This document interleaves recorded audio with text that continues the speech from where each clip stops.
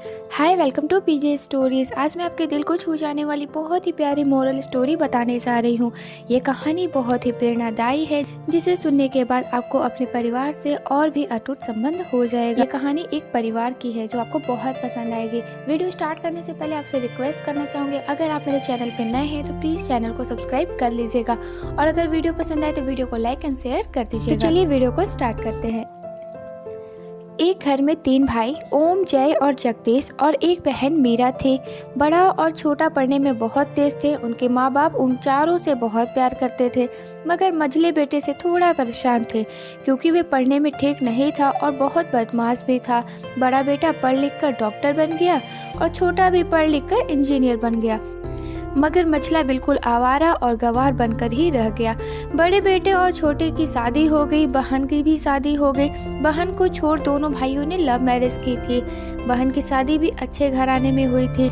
आखिर भाई सब डॉक्टर और इंजीनियर जो थे, अब मझले को कोई लड़की नहीं मिल रही थी। माँ बाप दोनों परेशान थे। बहन जब भी मायके आती सबसे पहले छोटे भाई और बड़े भैया से मिलती थी, मगर मझले से कम ही मिलती थी क्योंकि वह ना तो कुछ दे सकता था और ना ही वह जल्दी घर पे मिलता था। वैसे वह मजदूरी करता था, पढ़ लिख नहीं सका तो नौकरी कौन देता। मझले की शादी किए बिना बाप गुजर गए। माँ ने सोचा कहीं अब बंटवारे की बात ना निकले, इसलिए अपने ही गांव में एक सीधी साधी लड़के से मझले की शादी करवा दी। शादी होते ही न जाने क्या हुआ कि मझला बड़े लगन से काम करने लगा। दोस्तों ने कहा, ए जगदीश, आज अड्डे पे आना। जगदीश कहता है, आज नहीं, फिर कभी आऊँगा। दोस्त कहते हैं, अरे तू शादी के बाद तो जैसे बीवी का गुलाम ही हो गया है। जगदीश कहते हैं, अरे ऐसी बात नहीं है, कल मैं अकेला एक पेट था तो अपने हिस्से की रोटी कमा लेता था, अब 2 पेट है, आज और कल और होगा। जगदीश फिर कहता है कि घर वाले नालायक कहते हैं मेरे लिए चलता है, मगर मेरी पत्नी मुझे कभी नालायक कहे तो मेरी मर्दांगी पर एक भद्दा गाली है, क्योंकि एक पत्नी के लिए उसका पति उसका घमंड, इज्जत और उम्मीद होता है। फिर जगदीश कहता है कि उसके घर वालों ने भी तो मुझ पर भरोसा करके ही अपनी बेटी दी होगी, फिर उनका भरोसा कैसे तोड़ सकता हूँ।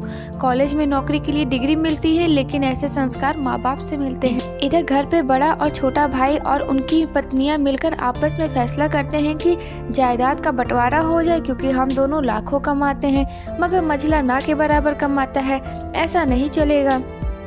माँ के लाख मना करने पर भी बंटवारा की तारीख तय हो गई। बहन भी आ जाती है, मगर जगदीश है कि काम पे निकलने के लिए बाहर आता है। उसके दोनों भाई उसको पकड़कर भीतर लाकर बोलते हैं कि आज तू रुक जा, बंटवारा कर ही लेते हैं। वकील कहता है, तुम्हें रुकना होगा, साइन करना पड़ता है।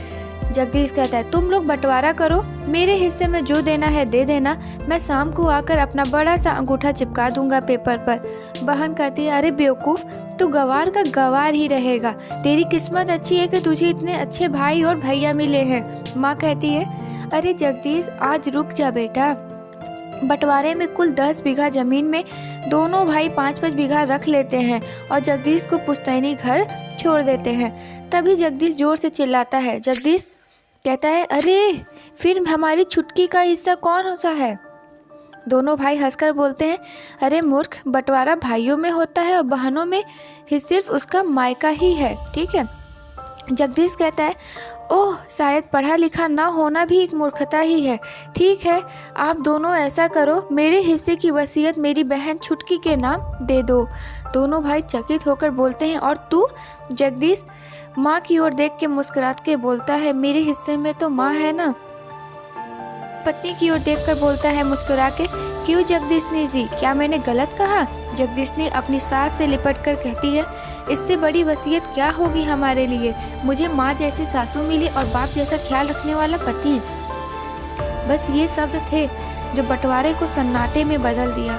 बहन दौड़कर अपने गंवार भैया से गले लगकर रोते हुए कहती है कि माफ़ कर दो भैया, क्योंकि मैं समझ ना सकी। जगदीश कहता है, इस घर में तेरा भी उतना ही अधिकार है जितना हम सभी का। बहुओं को जलाने की हिम्मत किसी में नहीं, मगर फिर भी जलाई जाती है, क्योंकि शादी के बाद हर भाई हर बाप उसे पराया समझने लगते हैं। मगर मेरे लिए तुम सब बहुत अजीज हो, चाहे पास रहो या दूर। जगदीश फिर कहता है कि माँ का चुनाव इसलिए किया ताकि तुम सब हमेशा मुझे याद आओ, क्योंकि ये वही कोख है जहाँ हमने साथ साथ 9-9 महीने गुजारे हैं। माँ के साथ तुम्हारी यादों को भी मैं रख रहा हूँ। दोनों भाई दौड़कर मछली से गले मिलकर रोते रोते कहते हैं, आज तो तू सचमुच का बाबा लग रहा है। सबकी पलकों पे पानी ही पानी आ जाता है। सब एक साथ फिर से रहने लगते हैं। दोस्तों, आपको ये मोरल स्टोरी कैसी लगी कमेंट करके हमें ज़रूर बताइएगा, और ऐसे ही मज़ेदार स्टोरी पाने के लिए मेरे वीडियो को लाइक एंड शेयर और चैनल को सब्सक्राइब कर लीजिएगा।